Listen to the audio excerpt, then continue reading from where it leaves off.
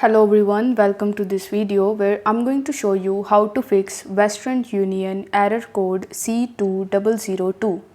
In order to fix it, the first thing that you need to do is to simply open your web browser. It can be your PC or your mobile device, and in the search bar you will have to search for westernunion.com. Afterwards, you need to provide your login credentials and you simply need to log in into your account. Then you just have to hover over to the menu section and click on it.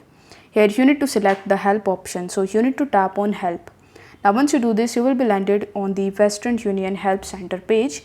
Over here you will be able to see various types of articles that you can read, and if you scroll down a bit you will be able to see a section where you will be able to see various types of options that would help you to contact with the Western Union customer support team. You can either chat with them or you can directly call them and even mail them. So you just have to select any of these options. I would recommend you to select the call option because it is direct and you will be able to talk to them directly. You can even select the chat now option.